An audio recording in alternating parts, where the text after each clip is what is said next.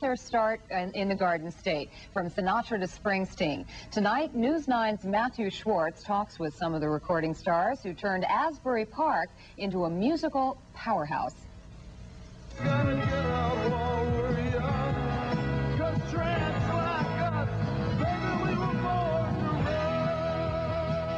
If Bruce Springsteen was born to run, Asbury Park was born to rock and roll. This old resort town was the birthplace of a musical phenomenon that would sweep the entire country in the early 70s, a phenomenon spearheaded by a guy known in these parts simply as the Boss. Springsteen is conscious of his changing home state. He now sings about Atlantic City. Maybe everything that dies someday comes back. Put your makeup on, fix your hair up for me, and meet me tonight in Atlantic City. To his fans, he's a working-class hero from Freehold. A prolific songwriter, he speaks of urban mean streets, of the romantic rebellion of youth. He no longer speaks on camera. Springsteen's 1975 album, Born to Run, established him nationwide and helped a dying resort. Asbury Park is no longer isolated. Asbury Park is now on the American musical map as a result of Bruce and the E Street Band, as a result of the Jukes, and all of that. I don't know if you understand how big a thrill it is for me to play here in Asbury Park.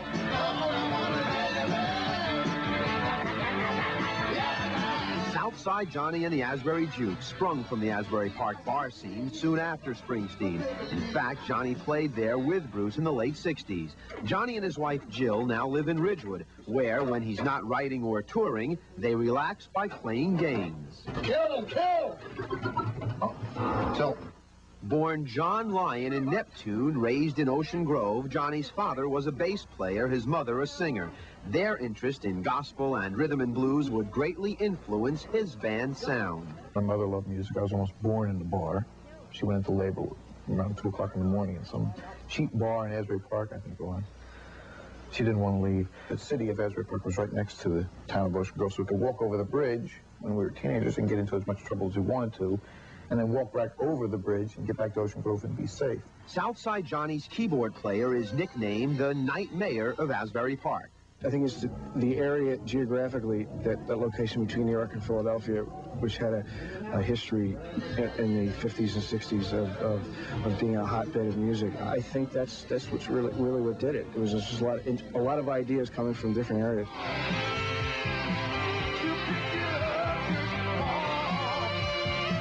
Saxophonist Clarence Clemens, the big man in Springsteen's E Street Band, just released his first album with his own group, the Red Bank Rockers. Clemens met Bruce when Springsteen was playing Asbury Park's Wonder Bar. A former semi-pro football player for the old Newark Bears, Clemens is a product of a devoutly religious Baptist family. His first performance was in the church choir.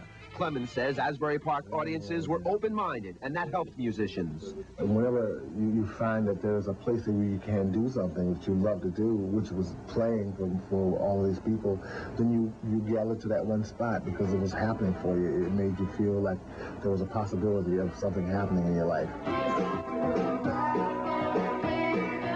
While a few nightclubs, such as the Stone Pony, are still rocking, not nearly as much is happening these days in Asbury Park. In fact, many Asbury Park nightclubs have closed. We'll examine why Friday night.